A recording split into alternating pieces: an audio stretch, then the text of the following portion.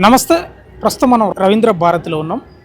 మాజీ మంత్రివర్యులు సంగంరెడ్డి ముత్యాల సత్యనారాయణ యాదవ్ జయంతి ఈరోజు 93వ జయంతి కార్యక్రమం రవీంద్ర భారతిలో జరుగుతుంది. ఈ కార్యక్రమానికి విమల్ అక్క గారు కూడా హాజరైనరు. అక్క నమస్తే. సత్యనారాయణ యాదవ్ దగ్గర ఉన్నటువంటి జ్ఞాపకాల దొంతరలు మీరు పంచుకోండి, ఎందుకంటే మీరు చాలా ఏళ్ళ నాటి అనుబంధం కూడా ఉంది మీకు. ఏం చెప్తారు? అంటే ముచ్చర్ల సత్యనారాయణ నాన్న దగ్గర నుంచి మనం నేర్చుకోవాల్సింది ఒక కమిట్మెంట్, ఒక డిసిప్లిన్, ఒక స్పిరిట్, ఒక డెడికేషన్.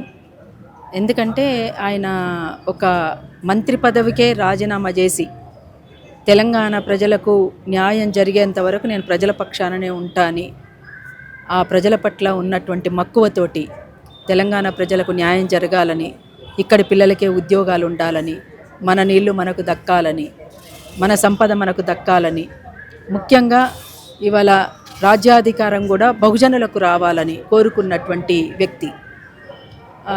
అట్లా అంతేకాకుండా వ్యవసాయం మీద కూడా చాలా మక్కువ ఉన్నటువంటి వ్యక్తి. అటువంటి కుటుంబానికి నేను మలిదశ తెలంగాణ ఉద్యమం కంటే ముందే మాకు పరిచయం పృథ్వీరాజ్ ద్వారా, తమ్ముడు పృథ్వీరాజ్. ఆ తర్వాత నాకు పరిచయం అయ్యేటప్పటికీ అమ్మ చనిపోయారు.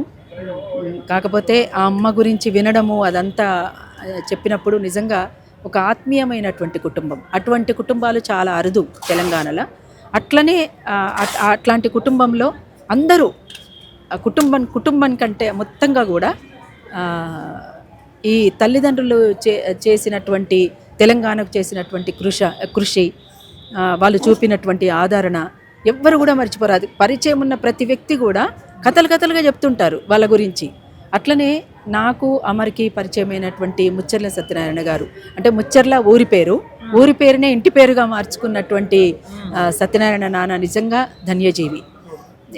ఎందుకంటున్నాను అంటే ఈ కాలానికి చాలామంది పిల్లలు చూస్తున్నాం పేపర్లలో. మనం ఆస్తుల తగాదాలతో తల్లిదండ్రులు రోడ్ల మీదకి నెట్టడం, ఆస్తంతా గుంజుకొని తల్లిదండ్రులను వదిలిపెట్టడం, అసలు ఎక్కడో ఉండి ఇక్కడ చనిపోయినటువంటి తల్లిదండ్రులను గురించి అసలు పట్టించుకోనటువంటి పిల్లల గురించి మనం చూస్తున్నాం.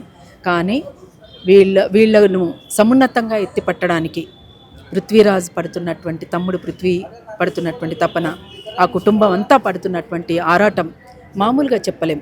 నిజంగా వాళ్ళ దగ్గర నుంచి మనం నేర్చుకోవాలి. అందరు కూడా ఎట్లా ఉంటుంది కుటుంబంలో, ఆ ప్రేమలు ఎట్లుంటాయి, ఆ ఆప్యాయతలు ఎట్లుంటాయి. నాన్న నన్ను తల్లి వచ్చినవా, బిడ్డ వచ్చినవా, దా కూసో అని మాట్లాడుతుండే. ఆ ప్రేమకు అందరం దాసోహమే నిజంగా. అట్లాంటి కుటుంబం పరిచయమైనందుకు నిజంగా నేను చాలా సంతోషపడుతున్నాను, గర్వపడుతున్నాను కూడా ఆ కుటుంబంతో పరిచయమైనందుకు.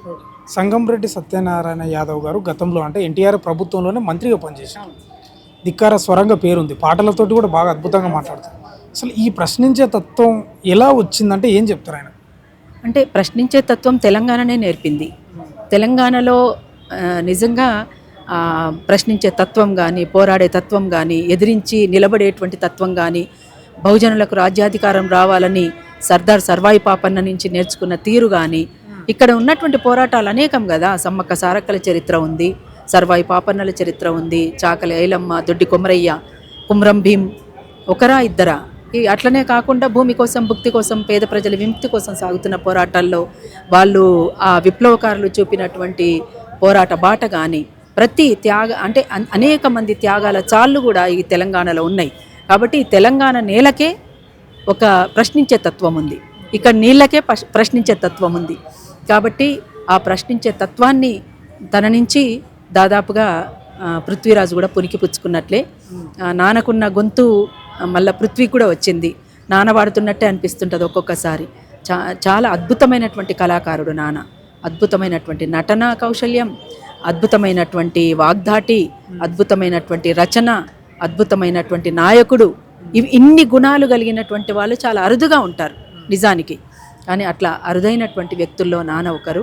అట్లనే ఇట్లా వీళ్ళందరూ కొంతమందిని చూస్తుంటే ముచ్చర్ల సత్యనారాయణ నాన్న, కమ్రేడ్ బండ్రు నరసింహుల నాన్న, అట్లనే ప్రొఫెసర్ కేశవరావు జాదవ్ సార్, ఇట్లాంటి వాళ్ళు నికార్స్ అయినటువంటి కరడుగట్టిన తెలంగాణ వాదులు అనుకోవాలి ఒక్క మాటలో చెప్పాలంటే.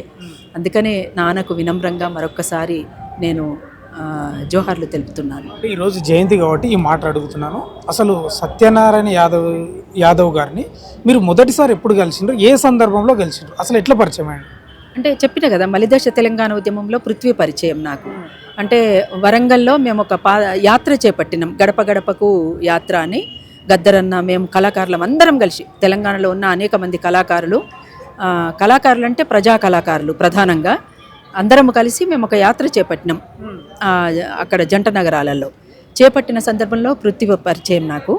అయితే పృథ్వీకి నేను పరిచయం ఇక్కడ, కానీ నాకు పృథ్వీ పరిచయం అక్కడే. అది దాదాపు 17-18 సంవత్సరాల క్రితం అనుకుంటాను. అప్పుడు పరిచయం. అప్పుడే నేను నాన్నని చూడడానికి ఇంటికి పోయినా. ఇంటికి పోయినప్పుడు నాన్న పరిచయం. అప్పటి నుంచి నన్ను బిడ్డ అనే పిలిచేవాడు. రా బిడ్డ కూర్చో. ఎప్పుడన్నా కొద్ది రోజుల దాకా పోకపోతే ఏంది తల్లి ఇన్ని రోజులు రాలేదు అని మాట్లాడేవాడు. అట్లా అందుకనే నాన్న మీద మరొక పాట, ఇంతకుముందు కమరడమ్మ 2 పాటలు రాసిండ్రు. ఇవాళ రిలీజ్ అయ్యేటువంటి పాట కూడా ఒకటి కొత్త పాట రిలీజ్ చేయబోతున్నాం. అమర్ ఒక పాట రాసిండు, మళ్ళీ ఇంకొకటి ఈరోజు రిలీజ్ చేస్తున్నాం నాన్న మీద. అట్లా నాన్నగారితోటి పరిచయం, ఆ కుటుంబంతో పరిచయం. ఆ కుటుంబం అంతా కూడా నాకు వాస్తవంగా ఆ ఇల్లు నాకు పుట్టిల్లు లాంటిది. ఇప్పుడు ఉంటే నిజంగా ఈ ప్రభుత్వాలను ఎట్లా ప్రశ్నించేవాడని మీరు అనుకుంటున్నారు? ఇంకెట్లేముంది, ఆయన ధిక్కార స్వరం ఎక్కడున్నా ధిక్కార స్వరమే. ఖచ్చితంగా ఎక్కడున్నా తను, ఎక్కడ పొరపాట్లున్నా ఖచ్చితంగా ప్రశ్నిస్తాడు. తను ప్రశ్నించకుండా వదిలిపెట్టే సమస్య లేదు. అందరినీ ప్రశ్నిస్తాడు. ప్రశ్నించే తత్వం ఆయనది. ఎవరేమైనా చేయకపోతే మాలాంటి వాళ్ళని కూడా ఏం చేస్తున్నారు బిడ్డ, గిట్లా చేయకపోయినారు గట్లా చేయకపోయినా అని కూడా అంటుండే. అట్లా కాబట్టి ఆయన ప్రశ్నించే తత్వాన్ని ఎప్పుడు కూడా వెనకడుగు వేయలేదు. అందులో ఆయన నిఖార్స్ అయినటువంటి ముక్కుసూటి మనిషి. ఏదున్నా కానీ నిజాయితీగా నిక్కచ్చిగా మాట్లాడేటువంటి వ్యక్తిత్వం తనది. తండ్రి నుంచి పుణికిపుచ్చుకున్న ఆ యొక్క ప్రశ్నించే తత్వాన్ని క్రాంతిదళ అధ్యక్షుడు పృథ్వీరాజు కూడా ప్రశ్నిస్తున్నాడా, ఏం చెప్తారు? ప్రశ్నిస్తున్నాడు కదా, ప్రశ్నిస్తున్నాడు కనుకనే కొంతమందికి దూరంగా ఉంటున్న పరిస్థితి కనబడుతుంది. అంటే అంటే అంత అందరికి నచ్చదు కదా. ఇప్పుడు వాస్తవాలు మాట్లాడితే అందరికి నచ్చదు, అంతే కదా. వాస్తవాన్ని వాస్తవంగా మాట్లాడితే కొంతమందికి నచ్చదు. కాబట్టి తను ప్రశ్నిస్తున్నాడు. ప్రశ్నించే తత్వాన్ని నాన్న నుంచే పుణికిపుచ్చుకున్నాడు.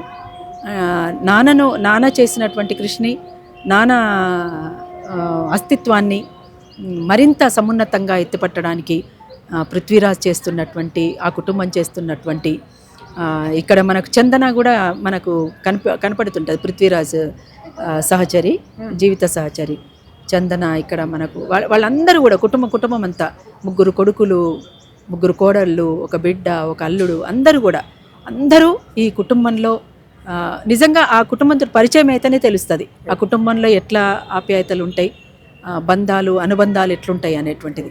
అందుకని తమ్ముడు చేస్తున్నటువంటి కృషిని నేను అభినందించకుండా ఉండలేకపోతున్నా. నాన్నగారికి మరొక్కసారి, అంటే సంగంరెడ్డి సత్యనారాయణ గారు, అంటే ముచ్చర్ల సత్యనారాయణ గారికి మరొక్కసారి 93వ జయంతి సందర్భంగా వినమ్రంగా జోహార్లు తెలియజేస్తున్నాను. పాట పాడతారా నివాళి సందర్భంగా, 93వ జయంతి కాబట్టి?